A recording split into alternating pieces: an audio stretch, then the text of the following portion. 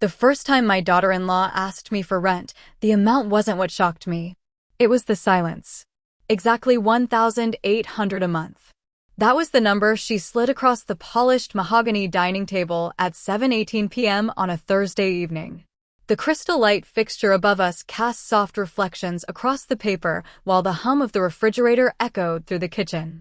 I remember every detail because Betrayal has a way of freezing a moment in place. My chest wasn't heaving. My hands weren't trembling. I was calm. At least on the outside.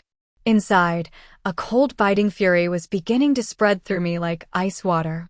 I had helped pay for that house. Not legally. Not on paper.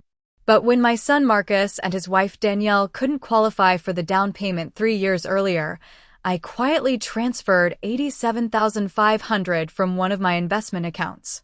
No contract. No conditions. Just love. Or at least what I thought was love. Danielle folded her arms. "We've been reviewing household expenses," she said. "And if you're going to keep living here, it's only fair that you contribute." Fair. The word rattled around my head. I looked at Marcus. My son.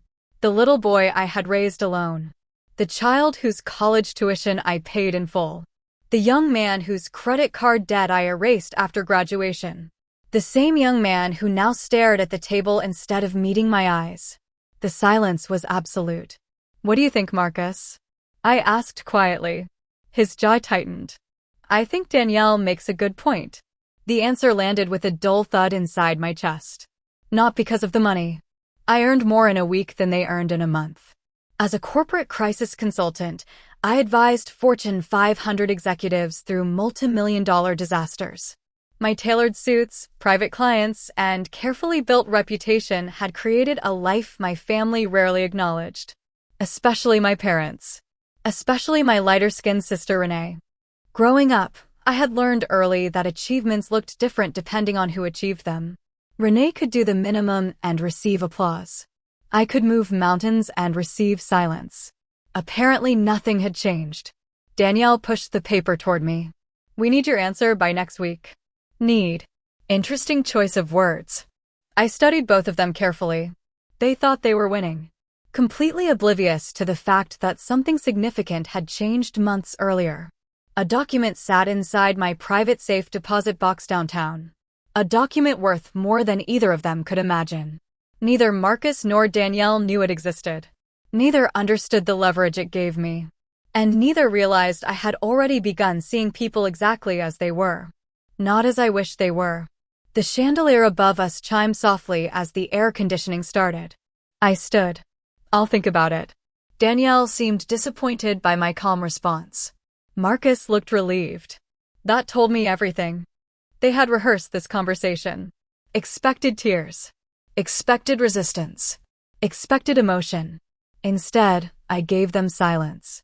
Glacial silence. The kind that makes people uncomfortable. The kind that forces them to sit alone with their own decisions. As I walked upstairs, I heard Danielle whisper something. Marcus answered. Then both of them laughed. The sound echoed down the hallway.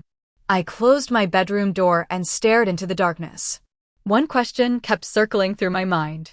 Why had my son stayed silent while his wife humiliated me? I didn't know the answer yet, but I was about to find out. That question followed me long after I closed my bedroom door.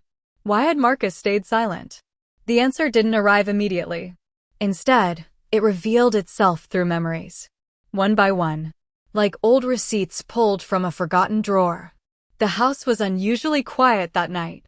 The air conditioner hummed softly through the vents while distant traffic echoed beyond the windows. I sat at my desk, staring at the city lights outside, and began adding numbers in my head. Numbers never lied. People did. Over the last 12 years, I had paid $146,000 toward Marcus's education. I covered a medical emergency that cost another $22,800.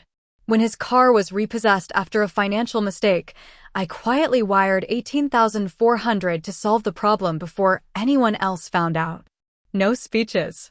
No conditions. No public recognition. Just help. The kind of help family was supposed to give. Yet somehow I had become an obligation instead of a blessing. The realization settled into me with an icy weight. The next Sunday made everything clearer. My parents hosted dinner at their pristine suburban home. Crystal bowls lined the dining room table beneath a sparkling chandelier. The smell of roasted chicken filled the air as relatives moved through the house exchanging stories and laughter. As usual, my sister Renee occupied the center of attention. Renee was lighter-skinned than me. Growing up, people called her beautiful before they called her smart. They called me capable before they called me beautiful. The distinction mattered. My mother made sure it mattered. Renee has always had such natural charm, she announced proudly. Everyone nodded. No one mentioned that Renee had changed jobs 4 times in 2 years. No one mentioned the unpaid loans. No one mentioned the fact that I had quietly paid her rent 6 months earlier. My father raised his glass. Some people know how to build relationships. That's worth more than degrees. The comment wasn't directed at me. It never had to be. The room understood. I smiled politely. Inside, something colder was forming. Something glacial. My mother leaned toward me later while clearing dishes. Alicia, Danielle told me about the rent situation. Of course she had. And? I asked. She shrugged. Family has expenses. You earn good money. It shouldn't be a problem. There it was. The role they had assigned me years ago. Not daughter. Not sister. Funding source. The family ATM. I looked around the room. Marcus laughed with Renee near the kitchen island. Danielle smiled beside him. Not one of them appeared uncomfortable. Not one. They had absolutely no idea how carefully I was observing everything. Completely oblivious to the fact that my silence was no longer acceptance. It was evaluation. Hours later, as dinner ended, I walked back toward the hallway after forgetting my purse. Then I heard voices. Danielle's voice. Low. Private. Followed by Marcus. I stopped. The words that floated through the partially closed door sent a razor-sharp chill through me. Because the rent had never been about household expenses at all. And what I heard next would change everything. The words that floated through the partially closed door sent a razor-sharp chill through me. I remained perfectly still. The hallway was quiet except for the distant clack of dishes being stacked in the kitchen. Warm air drifted through the house, carrying the scent of coffee and vanilla candles. Behind the door, Danielle's voice lowered even further. We can probably get another year out of her. My stomach tightened. Not from surprise. From confirmation. Marcus answered almost immediately. As long as she doesn't ask questions. The words landed with a heavy thud. I felt my pulse slow instead of quicken. Years of corporate negotiations had trained me to recognize a valuable moment. This was one of them. People revealed the truth when they believed nobody was listening. Danielle laughed softly. My mother needs help now. Once the business takes off, we'll pay everything back. Business. Interesting. Marcus sounded uncertain. What if it doesn't work? It will. The confidence in her voice felt rehearsed. Manufactured. Then came the sentence that changed everything. Besides, your mother has money. It's not like she has anywhere else to go. Silence followed. A long silence. The kind that tells you more than words ever could. Marcus didn't defend me. Didn't correct her. Didn't object. He simply allowed the statement to exist. That hurt more than the rent itself. I stepped away from the door before either of them could notice me. My heels moved silently across the hardwood floor as I returned to the living room. My expression never changed. Inside, however, something was shifting. The emotional temperature was changing. The hurt was cooling. The disappointment was hardening. Becoming glacial. Strategic. Over the next several days, I began examining details I had previously ignored. Numbers. Transactions. Patterns. As a consultant, I specialized in identifying hidden risks before corporations collapsed. The same skills worked surprisingly well on families. What I discovered was disturbing. Danielle's mother had invested heavily in a startup promoted by a man named Richard Holloway. A wealthy white businessman with tailored suits, luxury cars, and endless promises of financial freedom. At least that was the image. Reality looked different. The company had generated almost no verified revenue. Financial statements were missing. Investor reports were vague. Several online complaints had mysteriously disappeared. Every warning sign I normally advised clients to avoid was present. Yet Danielle believed completely. And Marcus had followed her lead, completely oblivious to the fact that they were standing on unstable ground. The rent money wasn't helping with household expenses. It was being funneled toward a failing scheme. And I was expected to fund it. The realization didn't make me angry. It made me careful. Very careful. 3 nights later, I sat alone in my bedroom reviewing documents on my laptop. Rain tapped softly against the window while city lights reflected across the glass. Then my phone chimed. Unknown number. I almost ignored it. Something told me not to. I answered. Hello? A calm male voice spoke immediately. Miss Carter, my name is Jonathan Reed. I'm calling regarding your grandfather's estate. I sat upright. My grandfather had been gone for nearly 2 years. The room suddenly felt very still. What the caller said next would change the balance of power forever. The room suddenly felt very still. I sat at the edge of my bed with my phone pressed against my ear while rain tapped softly against the window. The city lights beyond the glass blurred into streaks of gold and white. My grandfather had been gone for almost 2 years. Hearing his name unexpectedly at 9:42 p.m. made something inside me pause. Ms. Carter, the voice continued calmly, your grandfather instructed our firm to contact you under specific circumstances. I straightened immediately. What circumstances? There was a brief silence. When you finally discovered who deserved your loyalty and who didn't. The words settled over me like ice. Only my grandfather would leave instructions like that. He had always seen things other people missed. Especially family dynamics. Especially me. The attorney introduced himself as Jonathan Reed and asked me to meet him the following morning at his downtown office. I arrived at exactly 10:03 a.m. The building was elegant and understated. Dark stone floors stretched beneath crystal lighting fixtures. A receptionist escorted me through pristine hallways toward a conference room lined with mahogany shelves and framed legal certificates. Mr. Reed was already waiting. A sealed envelope rested on the table. My grandfather's name was written across the front. For a moment, I couldn't speak. The attorney slid the envelope toward me. This was prepared 18 months before his death. My fingers felt slightly clammy as I opened it. Inside were trust documents, property records, ownership agreements, financial statements. The stack seemed endless. I spent the next 30 minutes reading in complete silence while the ticking wall clock echoed through the room. Then I saw the total value. $2,147,000. I blinked twice. Certain I had misunderstood. I hadn't. My grandfather had quietly transferred controlling interest in several investment properties into a trust structure naming me as sole beneficiary and managing authority. Not my parents. Not my sister Renee. Not anyone else. Me. The room felt colder. Sharper. What exactly does this mean? I asked. Mr. Reed folded his hands. It means you have legal control. I looked up. Control over what? Everything listed. The answer landed with surprising force.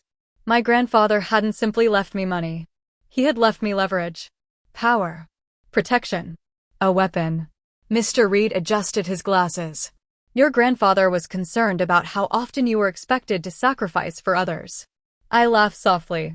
Not because it was funny. Because it was painfully accurate. He believed one day you would need independence more than approval. Those words stayed with me. Even now. Especially now. As I reviewed the documents, pieces of my life began fitting together differently. The family loans.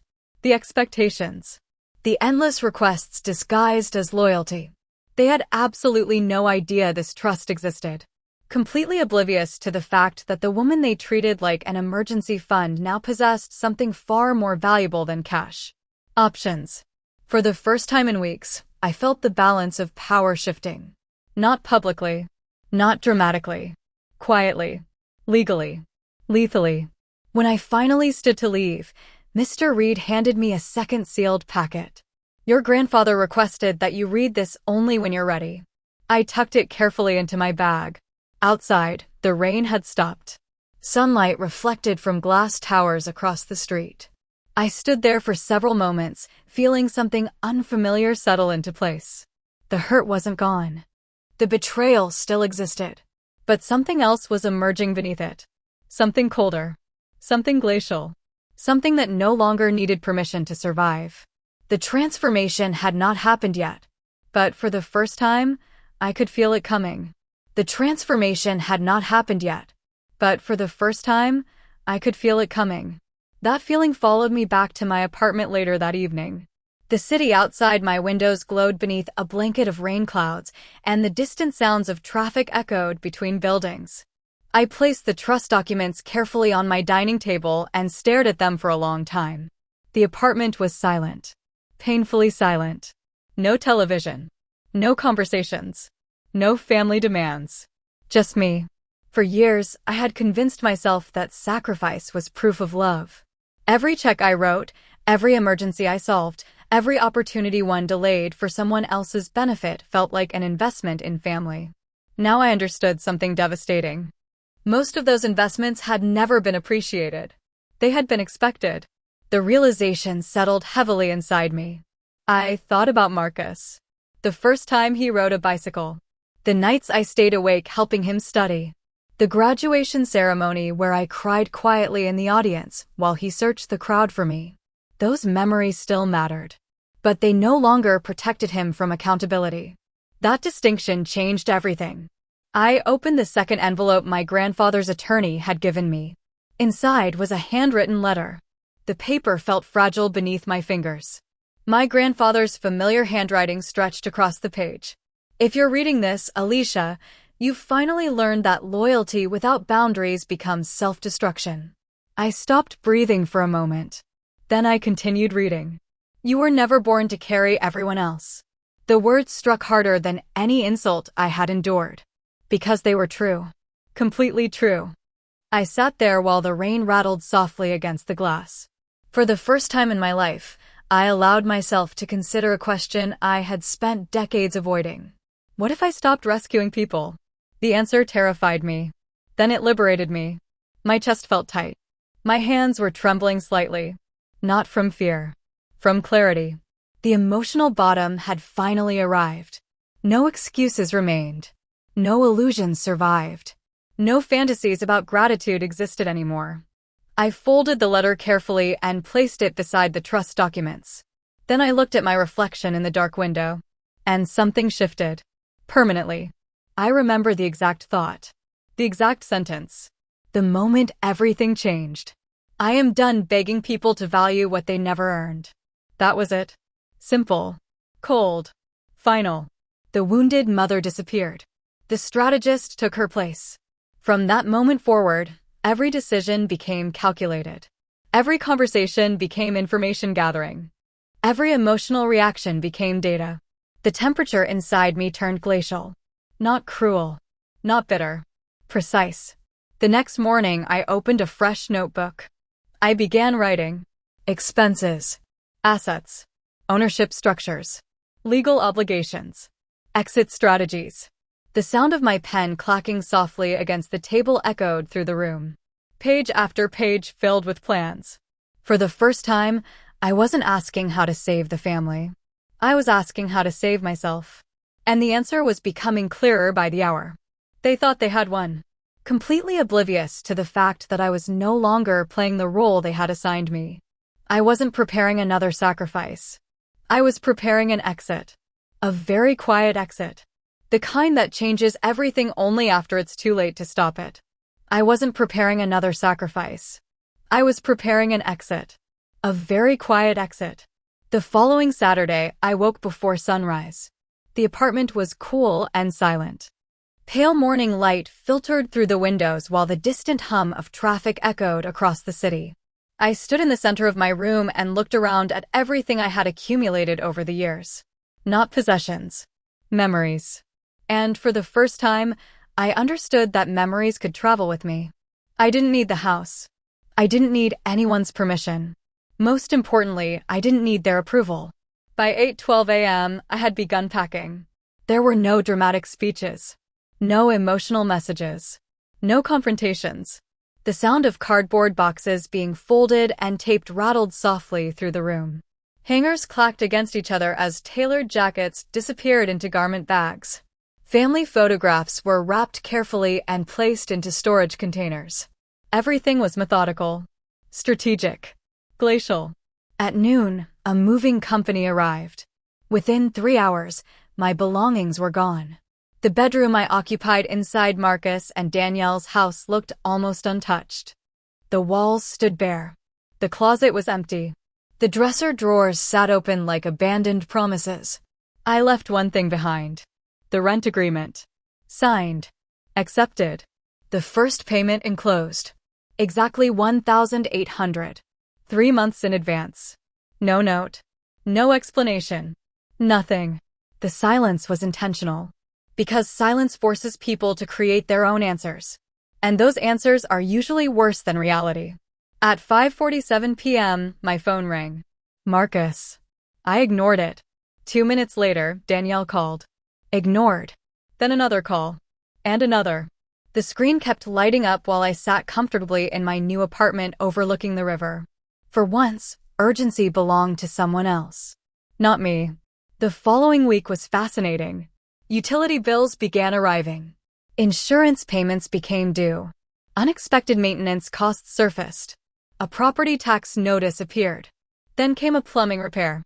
The numbers accumulated quickly, much faster than they expected. For years, I had quietly absorbed financial pressure before it ever reached them. Now that protection was gone. Completely gone. The first voicemail arrived Tuesday evening. Alicia, call me back, Marcus said. His voice sounded strained. Not angry. Worried. I deleted it. Wednesday brought another. Mom, we need to talk. Delete. Thursday. Can you please call? Delete. I noticed something interesting. Neither message contained an apology. Neither acknowledged the humiliation. Neither addressed the betrayal. They simply wanted access. Access to solutions. Access to stability. Access to me. They had absolutely no idea how different things looked from where I sat. Completely oblivious to the fact that every ignored voicemail was teaching me something valuable. Who they became when resources disappeared. Who they became when rescue was unavailable. Who they really were. By the second week, the panic was becoming visible. Even through a phone screen. The calls grew more frequent. The texts became longer. The pressure inside their household was rising. I could almost hear it. Like a structure slowly cracking under weight. And then something happened that confirmed everything. Marcus left a voicemail at 10:16 p.m. His voice sounded exhausted. For the first time, there was fear underneath the words. Real fear. The kind that appears when someone finally understands the value of what they've lost. And they were only beginning to understand. They were only beginning to understand. While Marcus and Danielle struggled beneath growing financial pressure, I turned my attention toward something much larger. The source of many of their problems had a name. Richard Holloway. The man had become almost legendary within my family circle. Every conversation about money eventually led back to him. According to Danielle, he was a brilliant entrepreneur. According to her mother, he was building generational wealth. According to my parents, he was exactly the kind of successful person everyone should admire. I wasn't impressed. I was curious. And curiosity has always been dangerous when paired with experience. Late one evening, I sat inside my apartment surrounded by financial reports spread across a mahogany table. The city lights reflected through the windows while the soft hum of traffic echoed below. My laptop screen glowed against the darkness as I reviewed months of public filings, investor statements, and corporate registrations. The deeper I looked, the worse it became. Numbers didn't match. Ownership records shifted repeatedly. Revenue claims appeared inflated. Several businesses connected to Richard existed only on paper. The pattern was impossible to ignore. My cold biting fury wasn't emotional anymore. It was analytical. Professional. The same instinct that helped me identify corporate fraud for clients was now identifying it again. Only this time, the victims weren't corporations. They were ordinary people. Retirees. Small business owners. Single parents. People who trusted promises they didn't fully understand. The realization changed everything. This wasn't simply about my family making poor financial choices. Innocent people were being hurt. That mattered. A lot. Over the following weeks, I gathered information carefully. Every document was organized. Every discrepancy was documented. Every questionable transfer was recorded with precise timestamps and supporting evidence. The process felt almost surgical, glacial, methodical. Eventually, I assembled a complete package. 47 pages. Hundreds of supporting records. Enough to trigger serious questions from the right people. I never contacted Richard directly. I never threatened him.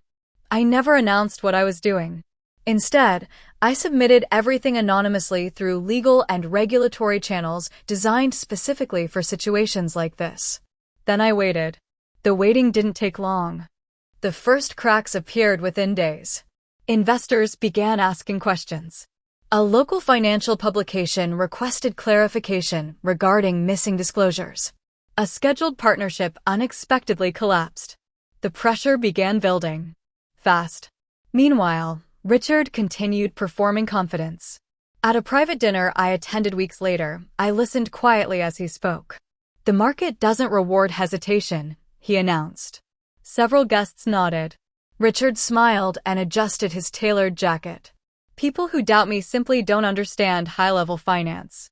The arrogance was astonishing, completely oblivious to the fact that multiple investigations were already beginning. Completely oblivious to the fact that the walls were moving inward. My parents listened with admiration. Danielle looked inspired. Marcus appeared hopeful. I said nothing. The silence was intentional. Sometimes silence reveals more power than confrontation ever could. As dessert plates clacked against the table, Richard raised a glass. "I've never lost." The statement echoed through the room. I almost smiled. Because I already knew something he didn't. A major charity gala was approaching. A room filled with executives, attorneys, investors, community leaders. And Richard planned to be the center of attention. He had absolutely no idea what was waiting for him there. The charity gala took place 3 weeks later inside one of the city's most prestigious hotels. Crystal chandeliers hung from soaring ceilings, casting warm reflections across polished marble floors. Waiters moved between tables carrying silver trays while quiet jazz music echoed through the ballroom. Everything looked pristine. Perfect. Exactly the kind of environment Richard Holloway loved. I arrived at 7:02 p.m. wearing a tailored black suit that felt less like clothing and more like armor. Every detail had been chosen deliberately. My heels clicked softly against the floor as I crossed the room. Several executives greeted me. Attorneys nodded respectfully. Community leaders exchanged polite smiles. I noticed Richard watching. His confidence was immediate. Dangerously immediate. Because arrogant people often mistake silence for weakness. By 8:11 p.m., guests had gathered around the main stage. Richard stood near the center of the crowd, holding a glass of champagne while speaking loudly enough for everyone nearby to hear. Then he spotted me. A slow smile spread across his face. "Miss Carter," he said. "Still doing consulting work?" Several heads turned. I simply smiled. Richard continued. "I've always found consulting fascinating." The tone wasn't complimentary. It was bait. A profession built entirely on advising people who actually create value. A few nervous laughs echoed through the crowd. My expression never changed. Richard adjusted his tailored jacket. "You know how it works. Real builders take risks. Consultants write reports afterward and pretend they understand innovation." There it was. Step 1. Mock the career. Exactly as predictable as ever. I remained silent. The silence seemed to irritate him. So he pushed harder. "You probably wouldn't understand venture scaling anyway," he said. "Capital acceleration, equity expansion, liquidity engineering. Those concepts tend to confuse people who spend their lives analyzing instead of leading." Step 2. False superiority wrapped in jargon. The crowd shifted uncomfortably. Several attorneys exchanged glances. They were beginning to hear the arrogance beneath the performance. Richard wasn't finished. He stepped closer. His smile sharpened. You should be careful where you direct your attention, Alicia. Powerful people don't appreciate interference. There it was. The threat. Public. Unnecessary. And completely self-destructive. I looked at him calmly. My hands weren't trembling. My chest wasn't heaving. The temperature inside me felt glacial.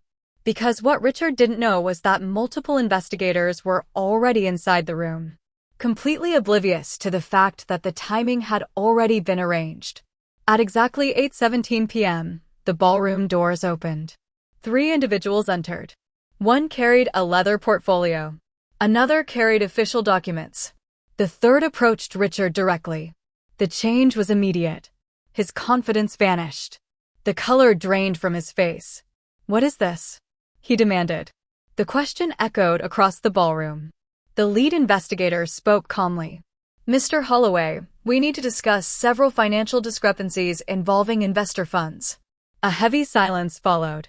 Absolute silence. Richard laughed nervously. This is ridiculous. The attorney opened the portfolio. Documents appeared. Bank transfers. Ownership records. Missing disclosures. Evidence. Lots of evidence. Guests began reading. Whispers spread. The room rattled with shock. Then Richard made the mistake that destroyed him. He started talking. Too much. Trying to explain. Trying to justify. Contradicting earlier statements. Exposing details nobody had accused him of yet. Every sentence dug the hole deeper. Every answer created new questions. Within minutes, the collapse was complete. The ballroom watched. My family watched. And for the first time, they realized the person they had admired wasn't powerful at all. The consequences were finally arriving. And they were about to hit much closer to home. The consequences were finally arriving. And they were about to hit much closer to home. The weeks following Richard Holloway's public collapse felt strangely quiet. Not peaceful. Not comfortable. Just quiet in the way a storm feels after it has already torn through a neighborhood. The damage had been done. Now everyone was counting losses.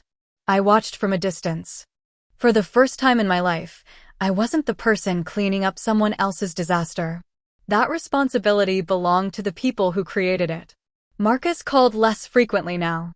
Not because things had improved. Because reality had become impossible to ignore.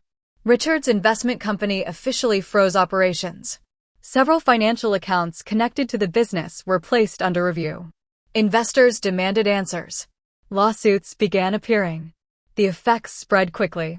Danielle's mother lost nearly everything she had invested. Danielle lost the future she had been promised. The dream that justified charging me rent disappeared almost overnight. One afternoon, Marcus finally left a voicemail that told me everything. Mom, we didn't know it was this bad. The message ended there. No excuses. No confidence. Just exhaustion. I listened once and deleted it. Not out of cruelty. Out of clarity. The lessons were teaching themselves now. Meanwhile, my sister Renee experienced her own collapse. For years, she had survived on family protection, sympathy, and endless second chances. Whenever consequences approached, someone stepped in. Usually me. Not anymore. The job she expected never materialized. The connections she bragged about stopped returning calls. Within months, she accepted a basic administrative position at a distribution warehouse 30 minutes outside the city. There was nothing wrong with honest work. The problem was that Renee had spent years believing she was above it. Reality corrected that assumption. Quickly. My parents struggled the most. Not financially. Socially. The charity gala had traveled through community circles faster than anyone expected. People talked. Questions spread. Stories circulated.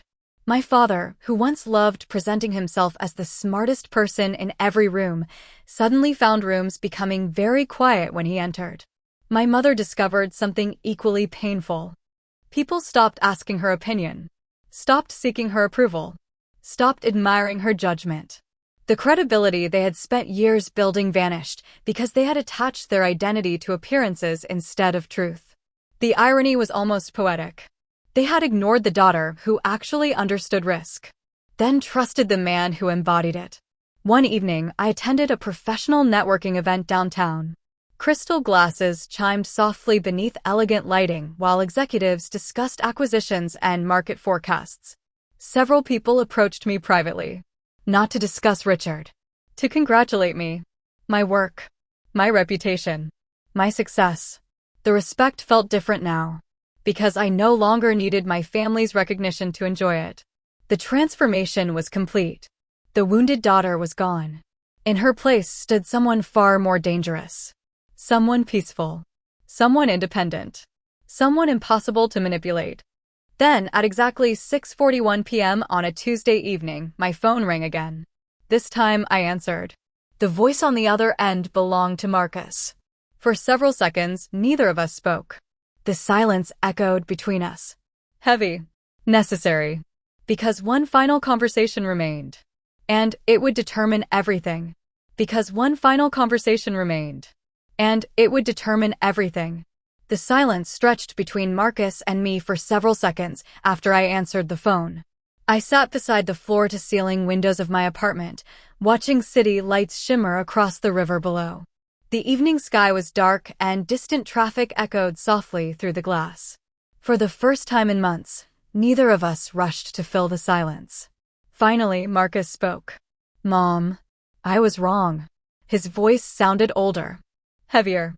Not because time had passed. Because consequences had. I closed my eyes briefly. There had been a time when hearing those words would have immediately softened me.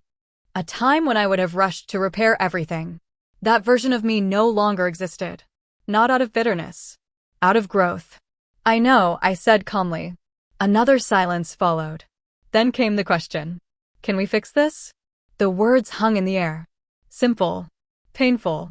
Complicated. I thought about the rent demand. The whispered conversations. The assumptions. The months of silence when respect should have spoken. Most of all, I thought about choice.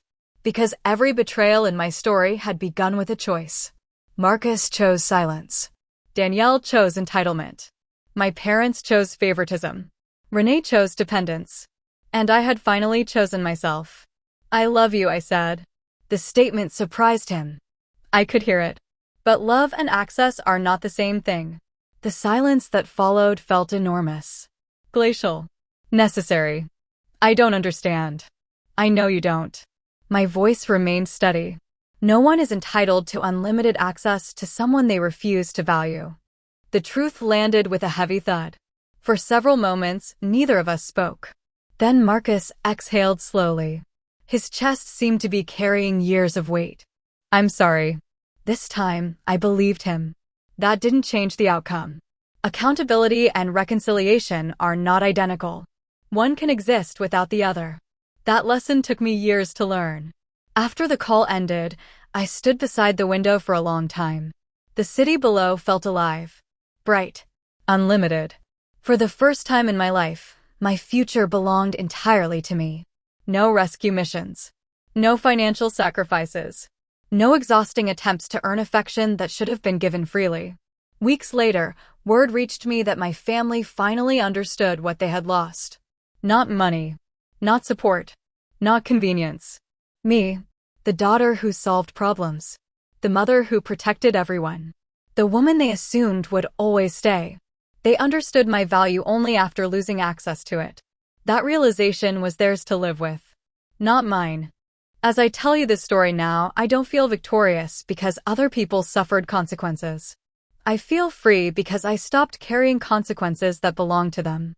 If you've listened this far, I want you to remember something. Family is important. Love is important. Forgiveness can be important. But none of those things require self-abandonment. You do not have to shrink yourself to be accepted. You do not have to finance disrespect. You do not have to remain where you are merely tolerated. Sometimes the strongest revenge isn't destruction. It's departure. It's choosing peace. It's walking away with your dignity intact while everyone else finally confronts the results of their own decisions. That was the lesson my family taught me. And the lesson that ultimately set me free. The moment I stopped begging to be loved was the moment I became unstoppable.